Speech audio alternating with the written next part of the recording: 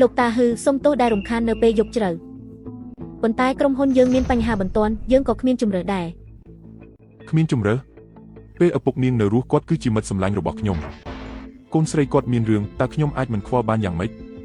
និយាយទៅខ្ញុំក៏ចាត់ទុកថាជាអ្នកចំនួនម្នាក់ដែរការជួយនេះខ្ញុំក៏មិនជួយទេដែរលោកតាហ៊ឺលោកតាមើលមកខ្ញុំបែបនេះខ្ញុំរៀងព្រឺសម្បុរហើយ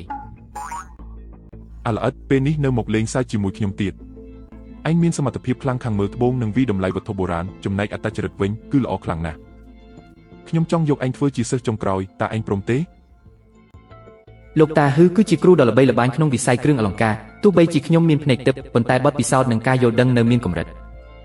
បើអាចរៀនជាមួយលោកតាហ៊ឺច្បាស់ជាអាចអភិវឌ្ឍបានមួយកម្រិតទៀតលោកតាហ៊ឺដែលលោកតាពេញចិត្តគឺជាកិត្តិយសរបស់ខ្ញុំល្អអញ្ចឹងចាត់ទុកថាយើងព្រមព្រៀងគ្នាហើយ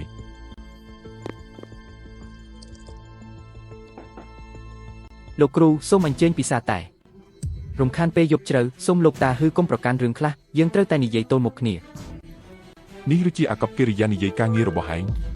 ពួកឯងត្រឡប់ទៅវិញទៅជូនភ្ញៀវមើលទៅលោកតាហ៊ឺមិនចង់និយាយគ្នាស្រួលបួលទេបើរឿងដល់ថ្នាក់នេះទៅហើយខ្ញុំមានអីនិយាយនឹងហើយ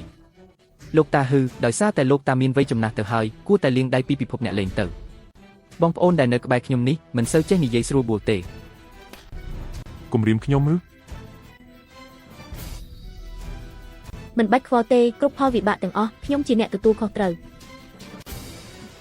ហ៊ានគំរាមលោកគ្រូខ្ញុំនៅចំពោះមុខខ្ញុំចាត់ទុកខ្លួនឯងអស្ចារ្យណាស់ទៅអាល្អិតលើកនេះគ្មានអ្នកណាអាចជួយឯងបានទេ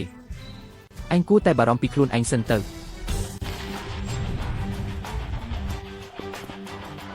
ត្រឹមតែប៉ុន្មានថ្ងៃសោះអាល្អិតនេះមានការរីកចម្រើនខ្លាំងម្ល៉េះថែមទាំងមាននិន្នាការខ្លាំងជាងខ្ញុំទៀតកម្លាំងរបស់អាល្អិតនេះខ្លាំងណាស់ចាញ់ឈ្នះគឺអាស្រ័យលើថាមពលហើយដល់ថ្នាក់នេះទៅហើយមានតែប្រថុយទេ